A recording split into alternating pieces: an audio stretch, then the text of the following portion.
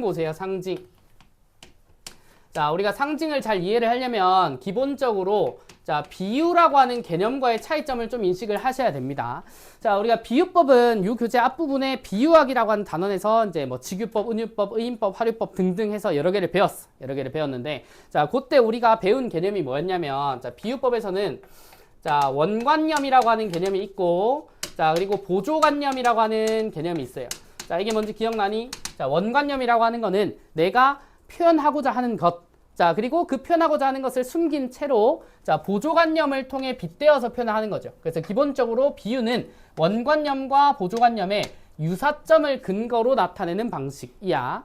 자, 그러면 상징은 여기서 뭐가 다르냐? 상징은요. 자, 원관념이 있고 요 상징도 자, 드러내고자 하는 원관념이 있고 자, 그다음 보조관념이라고 해서 그걸 자, 빗대어서 표현한 개념이 있습니다. 자, 근데 비유는 뭐 세부적인 방법에 따라 조금 다르긴 하지만 기본적으로 비유는 원관념과 보조관념이 모두 드러나 있거나 아니면은 모두 추론이 가능해야 돼. 자, 그런데 상징법 같은 경우는 원관념은 이 시나 문학 작품의 구절에 드러나지 않습니다. 보조관념만 존재를 한단 말이야. 자, 그래서 우리가 비유법의 대표적인 뭐 이제 직유법 같은 친구들 보면 앵두 같은 내 입술. 여기서 표현하고자 하는 건 입술이죠. 그리고 앵두에다가 빗댔잖아. 그지? 둘 다 막 빨간색이다라고 하는 유사점이 있으니까. 그러면은 앵두와 입술이라고 하는 원관념과 보조관념이 모두 드러난다고. 자, 근데 상징 대부분이 이제 많이 보는 상징이 뭐 비둘기 같은 거죠. 요즘은 이제 거의 걸어 다니는 생물인데 옛날에 비둘기 하면 평화를 상징한다 이런 말 많이 들어봤지. 그지? 자, 그래서 저기서 비둘기가 날아오는구나 라고 했을 때 상징을 우리 머릿속으로 떠올린다고. 근데 상징이란 단어를 쓰고 있니? 아니라고. 그지? 자, 그래서 평화라고 하는 원관념이 드러나지 않은 채로 보조관념만 드러나는 이런 방식을 우리는 상징이라 그래요. 그래서 보통 비유와 상징은 걸쳐있듯이 비슷하기도 하지만 세부적으로는 차이가 있는 개념이다. 이렇게 보시면 돼. 자, 그 중에 우리가 이전에 비유를 했으니까 자, 오늘은 상징을 조금 더 파고들 겁니다. 자, 교재 보세요. 자, 교재 보시면 세 가지 유형의 상징이 있어요. 자, 52쪽에 자, 1번 보시면 자, 개인적 상징이다 라고 하는 말이 있는데 자, 저는 이 설명을 가장 나중으로 미루겠습니다. 자, 그럼 우리 뭐부터 보냐? 자, 두 번째 보세요. 자, 두 번째 자, 53쪽이지? 자, 53쪽에 무슨 상징이 나와? 관습적 상징이라고 하는 말이 나오지. 자, 관습적 상징이라고 했을 때 우리가 어떤 개념어를 배울 때는 항상 이 단어가 무슨 뜻인지는 알고 있어야 될 것 같아. 자, 우리 은재야. 관습이 무슨 뜻이지?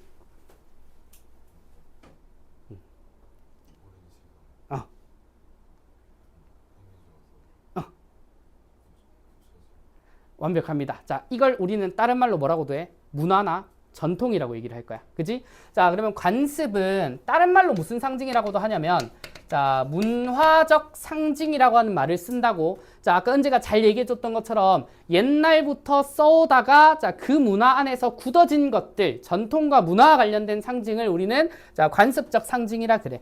자, 예시 한번 들어볼까? 자, 우리가 사람이 죽어요.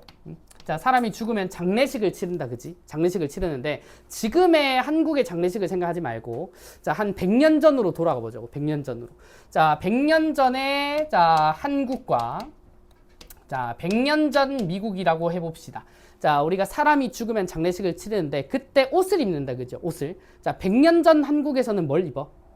상복을 입어, 상복을. 삼배로 만들어진 상복을 입는데 자, 그 옷의 색깔이 어떻지?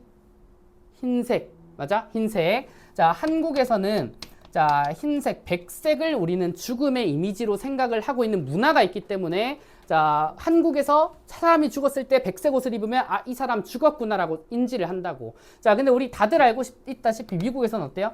까만색 옷을 입잖아. 그지? 응?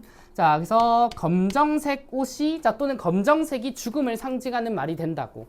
자, 그래서 이 문화적 상징이라고 하는 거는 문화나 관습이 변하면 그 상징적 의미가 당연히 바뀌기도 해. 그래서 우리나라에서도 지금은 검정이 죽음을 상징하는 말로 많이 쓰이는 거라고. 자, 이거는 우리 문화 안에서만 도는 상징 중 하나다. 그죠? 요거 하나만 더 해볼까? 자, 우리 그 유명한 이제 그 뭐냐 고전 시가 작품에 많이 나오는 사군자라고 하는 식물이 있어요. 자, 매화, 난초, 국화, 대나무라고 하는 이런 식물들이 있는데 자, 얘네들이 일반적으로 자, 지조나 절개를 상징합니다 라고 알려져 있거든. 자, 근데 내가 물 건너가서 저기 막 싱가포르 같은 데 가서 자, 싱가포르에 저기 채민이가 살고 있다고 쳐봐. 그래서 채민이한테 가가지고 야, 너 사군자의 의미가 뭔지 아니? 자, 채민이는 싱가포르에서 태어나고 나고 자랐단 말이야. 알까? 몰라. 자, 적어도 우리 이제 한국의 고딩쯤 되면은 이걸 배워서라도 알고 있단 말이야. 그치? 자, 그러면은 요 사군자의 의미도 문화에 따라서 인지가 되고 안 되고가 정해진다고. 이걸 우리는 무슨 상징이라 한다고? 관습적 상징이라고 불러요. 다른 말로 문화적 상징이라고 하고. 자, 여기까지 이해했으면 자, 요걸 조금 더 확장을 시켜볼까? 어떻게? 자, 세 번째. 자, 아래 있죠? 자, 뭐라고 나오냐? 원형적 상징이라고 나와. 자, 원형적 상징. 자, 여기서 말하는 원형이라고 하는 걸 자, 쉽게 말해 뭐냐고 자, 말할 수 있냐면 대개는 자연물들, 뭐 돌이라든지 아니면 나무, 물, 태양 이런 것들 있죠. 자, 이런 것들을 보통 원형이라고 얘기를 하는데 자, 그 원형을 이제 떠올리지 말고 자, 원형은 뭐다라고 적어주면 되냐면 자, 문화 또는 자, 관습의 자, 확장형이라고 생각을 해주자. 확장형.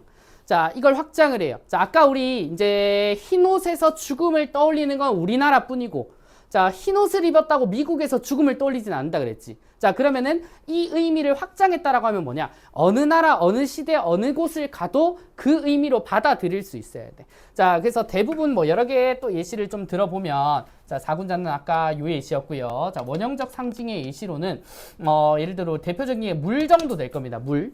자, 물이라고 하는 걸 우리가 떠올려 봤을 때, 자, 여러 가지가 떠오를 거야. 자, 반대되는 의미로서. 뭐, 물을 주면 생명이 자라나요? 라고 하는, 자, 생명력에 대한 의미도 있을 거고. 자, 사람은 물에 빠져 죽기도 하니까, 자, 죽음의 이미지도 있다고. 자, 이렇게 물을 통해서 생명력이나 죽음을 떠올리는 건 우리나라 사람이라서가 아니야.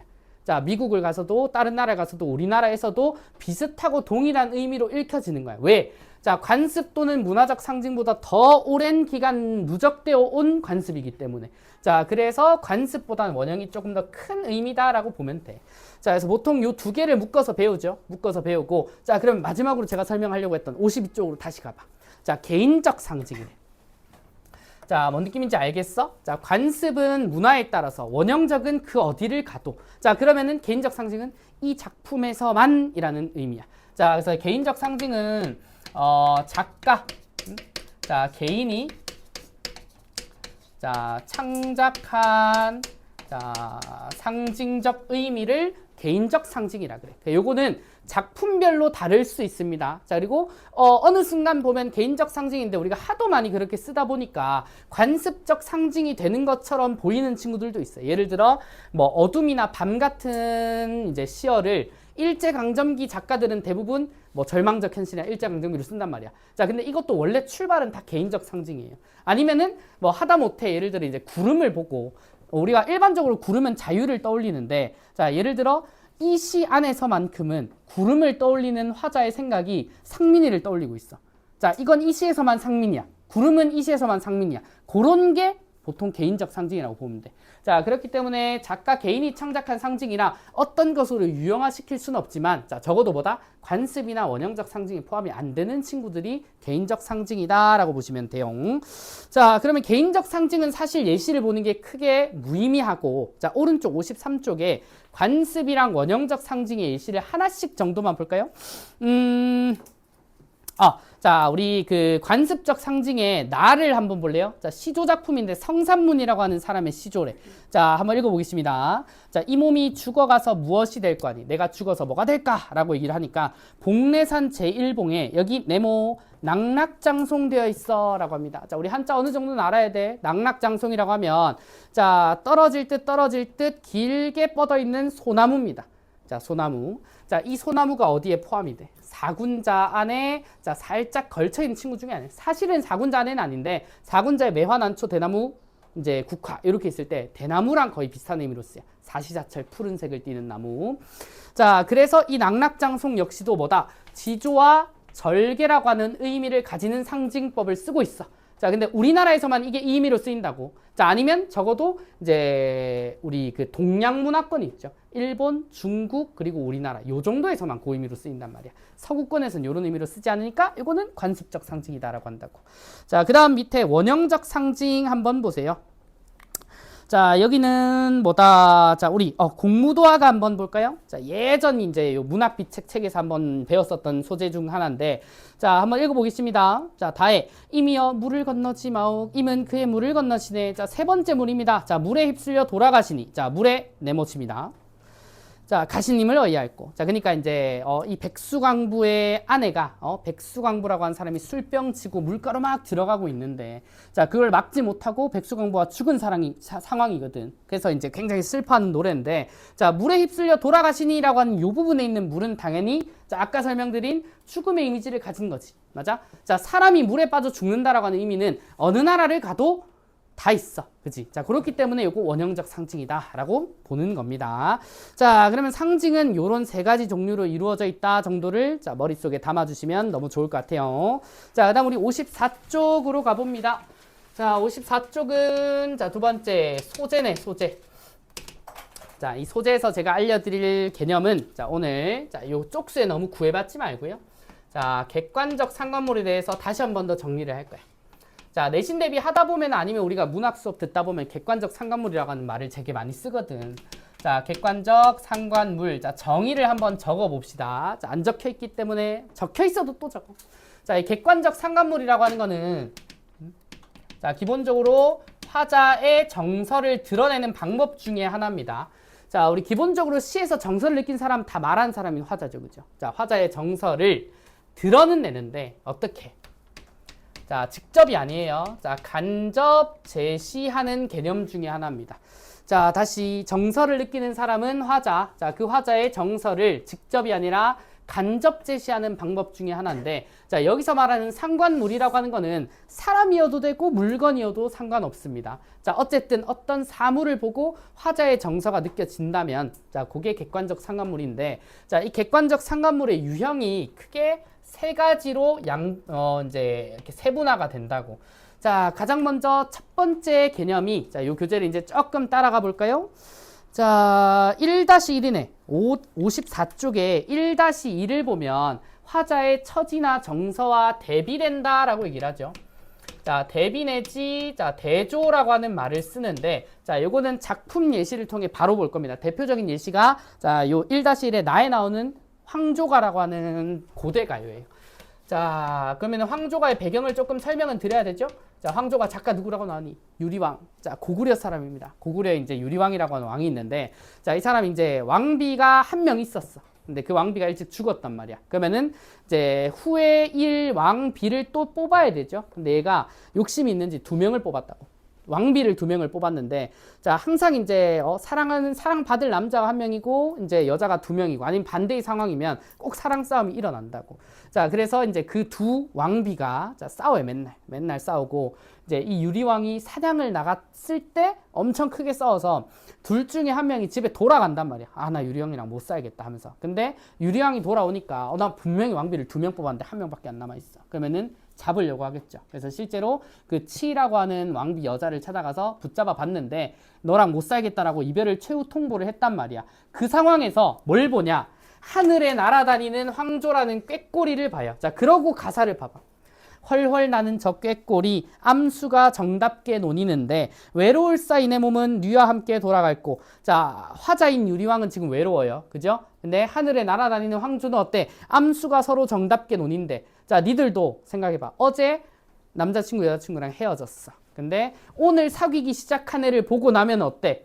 더 화난단 말이야. 더 슬프거나. 맞아? 그런 겁니다. 그러면은 자, 여기서 꾀꼬리는 유리왕의 처지와 대조되겠지. 얘네들은 암수가 서로 정답게 논일고 있다라고 하니까. 자, 그래서 대조 또는 대비라고 하는 의미는 그런 겁니다. 상황이 대조돼도 되고 정서가 대조돼도 상관은 없어요. 자, 이게 첫 번째 유형. 자, 다음 두 번째 보세요. 자, 1-2. 자, 거기 핵심어는 화자의 정서를 자극하거나, 자, 환기라는 말에 동그라미 쳐봐. 자, 환기의 기본적인 뜻을 한번 생각해 볼까? 자, 너네들이 아는 그 환기가 맞아. 지금 창문을 열고 환기해라고 했을 때 환기 왜 하니? 공기를 새로 불러들이는 거잖아. 그치? 자, 그래서 여기서의 환기는 자, 적어주세요. 자, 불러일으킴이라고 하는 의미가 들어간다고.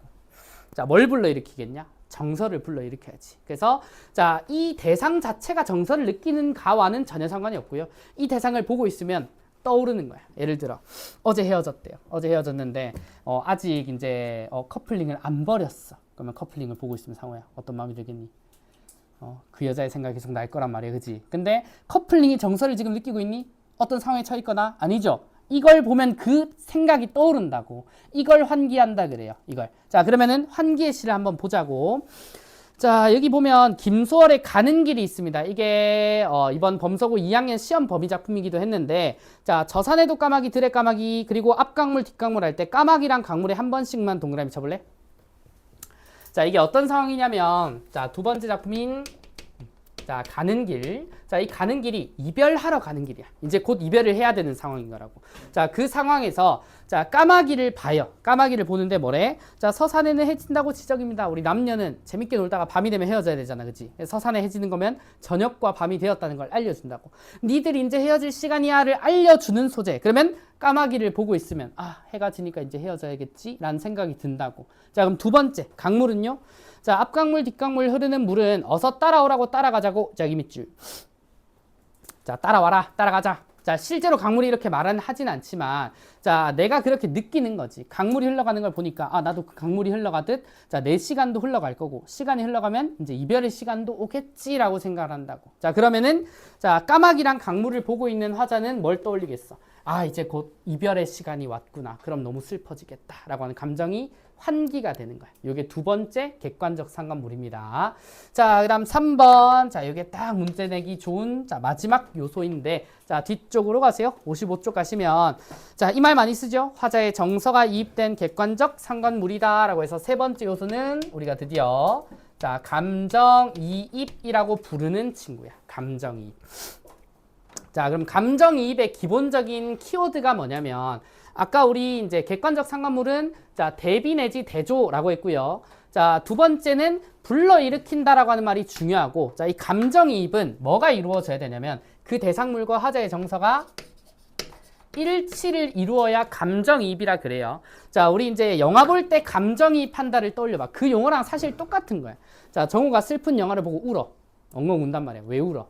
왠지 그 일이 나한테 일어난 것만 같고 내가 그 인물이 된 것 같은 생각이 들어서 그렇거든. 그러면은 자, 지금 그 등장인물이 느끼고 있는 정서랑 내가 지금 느끼고 있는 정서가 똑같다는 거야. 그걸 감정이입했다 그러지.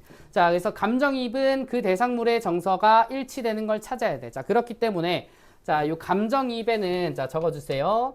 전제가 하나 깔려. 전제가. 자, 이 대상물이 아까 사람일 수도 있고 사람이 아닐 수도 있다 그랬지. 사람이 아닌 경우에는 자, 의인법이 반드시 전제가 돼야 돼요. 왜? 사물은 원래 감정을 느끼지 못하는데 내가 느끼는 감정과 동일한 감정을 느끼려면 의인화를 시켜줘야 된다는 거야. 자, 근데 이제 상징적으로 한해 상징물로 쓰이는 그런 친구들은 좀 제외가 되긴 하는데, 자, 여기서는 그걸 잘 볼 수 있는 게, 아, 김소월의 초혼입니다. 이거 아마 정기 수업 때 수업을 듣기도 했을 겁니다. 자, 초혼 배경 설명 잠깐 하면, 자, 이게, 자, 죽은 사람의 옷을 들고, 자, 그 사람이 돌아왔으면 좋겠습니다를 외치는 의식 중에 하나라 했어요. 자, 장례의식이기 때문에 기본적으로 사별로 인한 슬픔이 드러나야 되는 시야. 자, 그걸 가지고, 아, 화자는 슬플 거다를 가지고, 자, 가시 한번 보세요. 붉은 해는 서산마루에 걸렸다. 저녁과 밤이 됐대. 자, 그리고 사슴의 무리에 동그라미 치고, 걔네들이 슬피 운대. 자, 우리 사슴은 물론 감정을 느낄 수 있다라고 하지만, 자, 사슴 같은 동물이 정서를 느낀다가 시로 가지고 오면, 자, 보통 일반적으로 동물은 우리와 똑같은 정서를 느낀다고 시에서는 간주를 안 해. 자, 그렇기 때문에 사슴이 어떻게 운다? 자, 슬피 운다라고 하는 요건 사실 화자의 정서를 대변하는 것이고, 자, 사슴이 슬피 운다라고 하는 요 표현 자체가 사슴을 의인화시켜 놓은 거야. 사람이 느끼는 감정을 그대로 느끼는 것처럼 표현을 해놨으니까. 자, 그럼 그때 봐요. 자, 사슴이 울어, 슬피 울어, 그리고 화자도 슬피 울어. 자, 둘의 정서가 서로 일치되지. 요런 경우에는 감정이입이라는 용어를 써야 돼. 자, 마지막으로 정리를 하면 결국 자, 이 객관적 상관물 안에 세 가지 개념이 모두 들어가는 건데, 자, 요렇게 그림을 그려주면 돼. 자, 객관적 상관물이라고 하는 큰 개념어가 있습니다. 개념어가 있는데, 자, 여기에 자, 대비되는 경우도 있고, 자, 환기를 하는 경우도 있고, 자, 그다음 감정이입이라고 부르는 경우도 있어요. 자, 자, 근데 용어적으로는 대비랑 환기 모두 객관적 상관물이라고 하고, 당연히 감정이입도 객관적 상관물 안에 포함시켜야 되겠지, 그치? 자, 근데 감정이입은 대비나 환기는 절대 쓰면 안 되는 용어라고요. 그래서 가장 넓은 범위의 개념어가 객관적 상관물. 그래서 1, 2, 3번을 다 객관적 상관물이라고 불러도 돼. 그래서 1번, 2번, 3번 그렇게 불러도 되는데 감정이입이라는 용어만큼은 3번에만 써야 된다고. 자, 요것만 잘 기억을 해주시면 자, 소재라고 하는 친구 중에 가장 중요한 객관적 상관물의 개념도 정리가 됩니다. 자, 그 다음은 우리 55쪽에 자연물이라고 하는 게 있는데 자, 요거는 개념을 굳이 정리를 해야 되나 싶긴 합니다. 보통 고전 작품에서 요런 자연물은 주로 요런 의미로 쓰였는데 아무리 개념어를 지금 넣어줘봤자 그걸 외우라는 게 아니거든. 우리는 요거는 작품을 통해 해소를 해나가는 게 훨씬 더 좋습니다. 자, 그래서 자연물에는 친화의 대상도 있고 자, 다음 쪽 보면 삶의 교훈을 주기도 하고 삶과 대비가 되거나 자, 아니면 어떤 것의 매개체가 되기도 한다라고 하는데 자, 여기 3번에만 별표를 쳐주자. 자, 매개체가 뭐예요?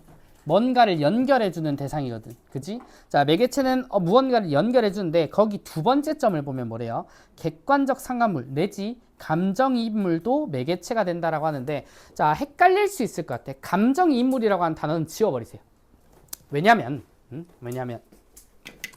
대비가 되든 환기가 되든 감정이입이든 화자의 정서를 간접 제시하는 건 다 똑같거든. 간접 제시한다라고 하는 말 자체가 매개체가 된다는 말이랑 똑같기 때문에 자, 요 교재처럼 감정이입물도 매개체다 이렇게 하면 1번이나 2번을 매개체가 아니라고 생각할 우려도 있어. 자, 그래서 요거는 지워주시고 모든 객관적 상관물은 매개체가 맞다 이렇게 보시면 돼요. 자, 그래서 우리 뭐 이제 가나시에서 우리가 볼 수 있는 게 있을까? 자, 여기서는 뭐 객관적 상관물로 이렇게 딱 잡아서 볼 수 있는 건 없기는 합니다. 자, 그래서 한번 읽어만 보시면 좋을 것 같아. 자, 그러면요. 자, 우리 뒤에 있는 문제 있죠? 57쪽에서부터 자, 59쪽을 잠깐